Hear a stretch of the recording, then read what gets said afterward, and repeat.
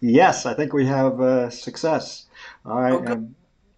I'm having a great chat with actress, author, survivor. May I say that? Angela Cartwright, who is going to be the very, very special guest of the Santa Barbara Choral Society for their wonderful holiday Christmas concert. This is now the fifth year. It's called Hallelujah Project 5 because it's the fifth year, and Angela is following in the speak steps, so to say, of some very interesting colleagues, including one that you know very, very well from a certain film that you made a long time ago, Sound of Music. Oh, We'll t- yeah. yeah, we'll talk about that. This is going to be Santa Barbara Choral Society performances on December 9 and 10. That's Saturday and Sunday. Saturday evening at 8 o'clock on December 9th, and at 3 o'clock on Sunday, the 10th of December. We'll talk about tickets a little later. Dirt cheap, let me tell you. And this tradition of bringing in a celebrity to read the iconic "Twas the Night Before Christmas" has become really a hit for the Santa Barbara Choral Society and for Santa Barbarans. Everyone's looking forward to this. So all of you throughout Southern California who are watching this little chat with Angela Cartwright. We'll talk numbers and phone numbers and such later, but you know, it's Santa Barbara is a beautiful city. It's well worth coming up, have a dinner, have a lovely luncheon on Sunday if you like, and then catch this really very pleasant holiday concert. So, you know, can I just begin? I know we're going to have to touch on. Let me just pull this down. Um, I was a giant fan in high school of Lost in Space. I Aha. watched it religiously, and those 3 years, it began in 1965, as you know. Those 3 years seemed like a dozen. It seemed as though that show just went on and on and on. I was mesmerized by it, as were so many others. You know, and the career goes prior. You were on Make Room for Daddy, played Right. a role there. The Danny Thomas Show, which later became the Danny Thomas Show. You were in the iconic film, The Sound of Music. Do you mind, for the umpteen zillionth time, giving me a little overview of what life was like as a child star? You were a Hollywood child star, no doubt about it. And the good, the bad, and the ugly. How's that for starters? Well, goodness. I don't think we have that much time, but in just the cliff notes, I guess. I was born in England, came to America, dreamed of, my parents dreamed of living by the water in California. They did. My parents both worked, and our next door neighbor said my sister and I were cute and we should go and see this agent who was looking for kids. And that's what happened. We went on an interview there. She signed us, and the first thing I went on, I got, and that was for Sparkletts Water. I was a Sparkletts Water girl at 3 years old, and just went on Danny Thomas show. Got that. That ran for 7 years, and I was British, but I had a Brooklyn accent on that show, and we shot that live, and that was quite an experience for 7 years. And then right from that, I left and did The Sound of Music, which was such a wonderful film to be a part of. It took a year to film, and it was just fantastic. And it's the movie that just doesn't go away. And I do a trip every year to Salzburg, Austria, I and I saw take that. a group of people with me, and we have a blast. We go to the locations, and I talk about the behind the scenes things that happened, and it is really, really fun. And I'm going to be doing it earlier this year. I'm going to be doing it in May, so you can check my website for those exact dates when they're set. I'm going to put But that up on that the is on. really fun. If you're a Sound of Music fan, I take you places that other tours don't go. So it's really, really fun. Absolutely. Well, thanks for putting all that in, and I'll of course get your website up on the e-blast that we'll send out throughout Southern California. This goes all over Southern California, about Right. 9,000 subscribers. I do a little tour myself. I take a little orchestra called Emeriti Philharmonic every summer to different places. People my age, that's why we call ourselves Emeriti, and we have a Oh, that's wonderful. awesome. So Portugal's coming up next time. Anyway, enough of me. Oh, But talking about I once upon a time, I was an extra on the filming of the film My Favorite Martian. So I know that, people have kind of a mistaken idea that this is a glamorous thing, and that but they don't understand that people in your position have to be at work at the crack of dawn. And there's a lot of sitting around and hanging around. Can you just once again to just dwell on your life as a youth, as a young Hollywood actress, give everybody an idea of just how tough that profession is. Well, it becomes, I think you have to be a certain kind of person, I'm a double Virgo, so it kind of is good for me to always be, on time and be, working, and I enjoy that. That makes my life very rich. So as a child, you have to go to school for 3 hours, and then you go to the set and go back to school and go to the set. It's very disciplined to be able to say, danger, danger, the aliens are coming, and then go back and go, oh, okay, this algebra is this way. It's an interesting life. I didn't live another one, so I have no comparison. It's been a very blessed life, and I've had such a good time just doing these different things. But no, it's not totally glamorous. It is a lot of work, and you have to put makeup on, and then you have to be ready to go. You have to know your lines, and it's very disciplined. So today they do things a little differently than they did in my day. I call it classic days. I don't like to say old, but it was Danny Thomas show. We did it live, like a live play, and we did that week after week. And Lost in Space, we did like 36 episodes a year. None of this 6 or 8 episode thing, and then that's a year, and you don't see the show again for another year and a half. So it's work, just keeping up the pace. But I loved it. I enjoyed being in the business. I had some wonderful experiences. Do you still get tiny royalty checks? I'm just curious. That just popped Very into my tiny. head. I just wondered. I'll tell you, Sound of Music has been just a lovely thing to be a part of. And, they play it year after year. And it's like an evergreen movie. And people love this movie. So anything that makes people feel good is great to be a part of. Now, and Lost in Space, you said you were a fan of that. And that's got like such a following.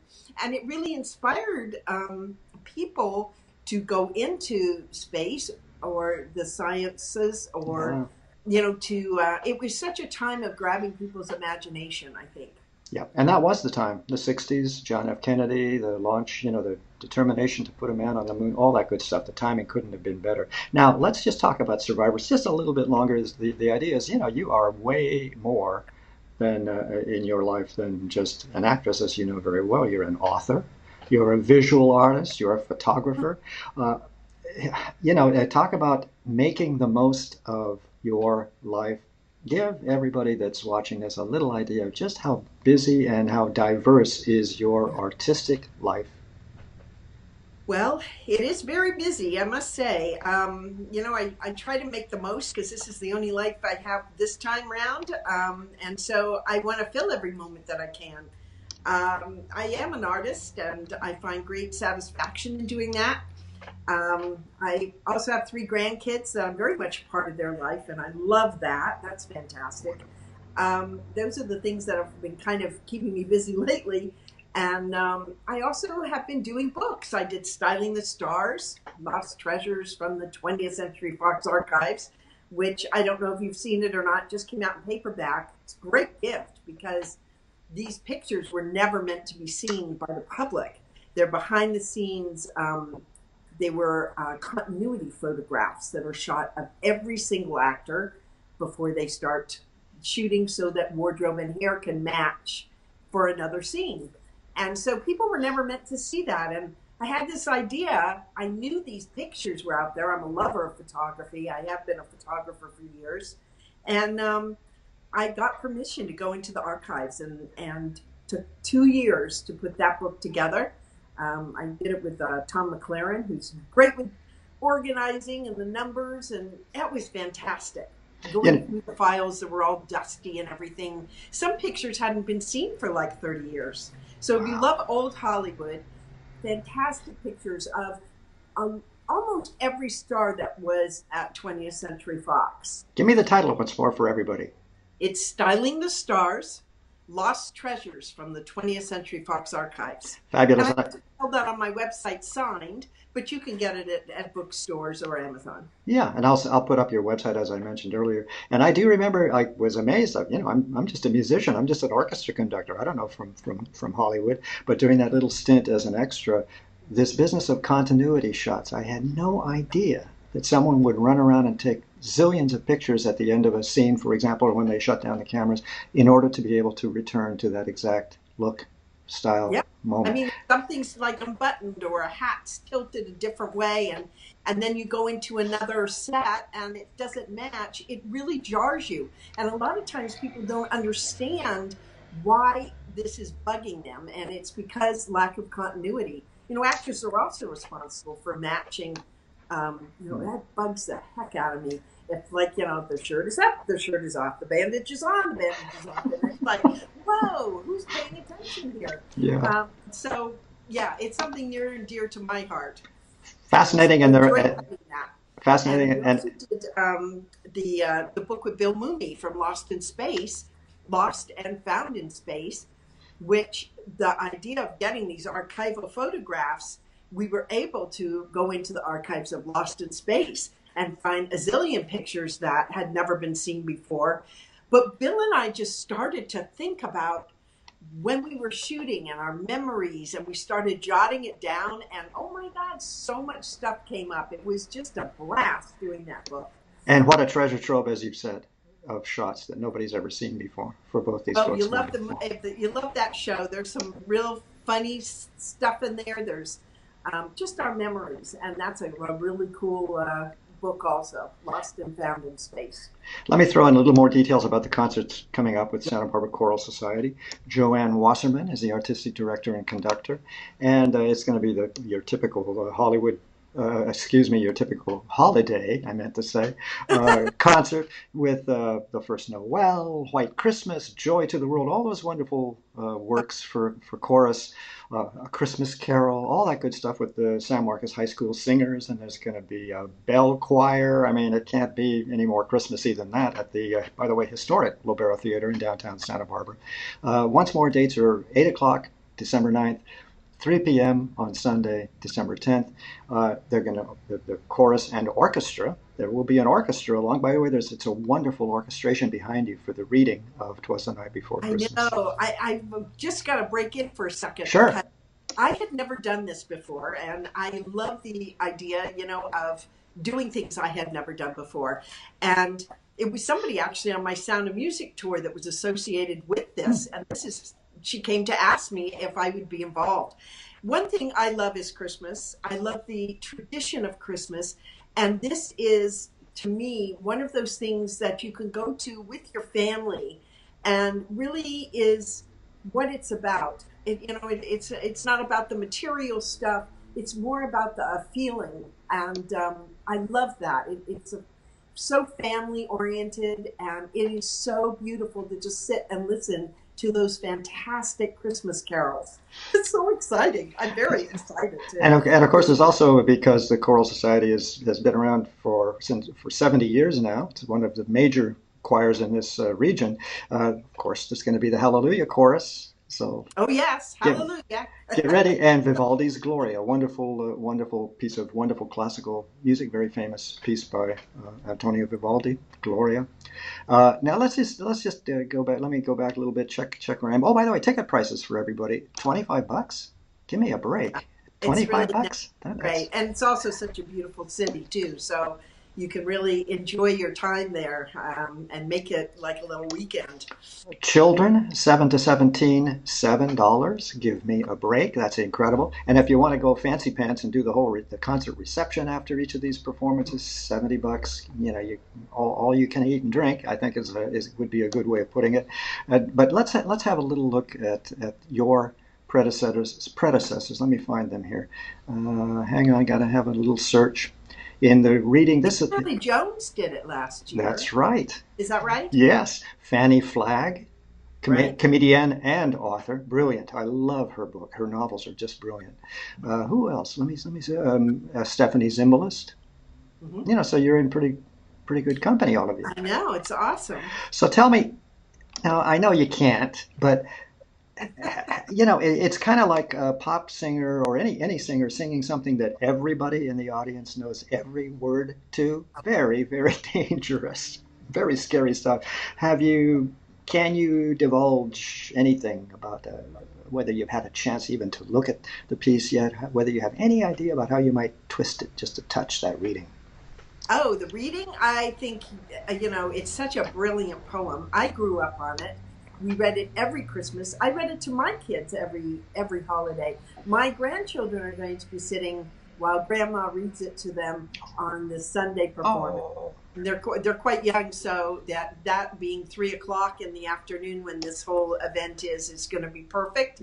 And there's no real twist. You just have to say it, the poem just sincerely. And I got to tell you, the music really moves it along. I've rehearsed with the pianist, who's brilliant, and I thought, oh my God, this sounds so cool. It's just going to be totally enjoyable. And absolutely. let's face it, Santa's got to come into our hearts, and it's a great way to celebrate. Absolutely, and as you said, it's a brilliant family event, no doubt about it, for children, as they say, of all ages.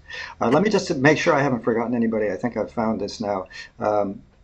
Now, of course, I've just lost it. Oh, here we go. So the previous readers, you're number 5, Hallelujah Project 5. Previous Hallelujah, indeed. We've got, as I mentioned, the comedian and author Fanny Flagg was first up. Actress Stephanie Zimbalist, who lives in the Santa Ynez Valley nearby. Allison Sweeney. And as we've discussed, Shirley Jones. I presume you have a memory or two of The Sound of Music in the making of that film, and she was your mom in that film, so that you are following in her footsteps. Well, actually not. No. I mean, Oh, he was in the play. I was in the ah. movie. Julie Andrews. Oh, Julie I Andrews. don't Sorry. know Thanks for. did this choral thing. Thanks I for. know Shirley quite well, actually. So Wonderful. Well, I yeah. feel like those are pretty big footsteps to step into. And thanks for correcting me. As I say, whenever I get in trouble, I'm just a musician. What Oh, can I you're do? in trouble on that one because I'm telling you, everybody's like, no, Julie Andrews was Okay. Maria. What are you talking See? about? Okay, there we go. Let's see. It's been I a think great. she did do it on stage, though. Surely. That's why you're Okay. confused. Oh, good. Thank you for giving me that alibi. That's perfect. I forgive you. Listen, Angela Cartwright, what a great pleasure to have a little peek at your home. You're so full of energy and stamina and power and artistic creativity. It just you reek of all of that good stuff, if I can use Oh that my word. goodness. Thanks. It's been a great pleasure chatting with you, and I'll look forward to seeing you Saturday evening or Sunday afternoon. And your Yeah. grandkids are going to be sitting around you in the for the Sunday Yes, on the performance. Sunday performance. That's Yes. that's going to be one they'll remember for a long time. I hope so. I You mean, know. I think it's just very special. I know my daughter and my son both remember us reading that to them every Christmas, Mhm. Christmas Eve. It's just become a tradition, and everybody needs those traditions so we can Absolutely, stay close to what it's all about. absolutely. Angela Cartwright, thank you very much indeed. It's been a great pleasure chatting with you. Thank Good. you. Nice talking to you too. Bye bye. Bye bye.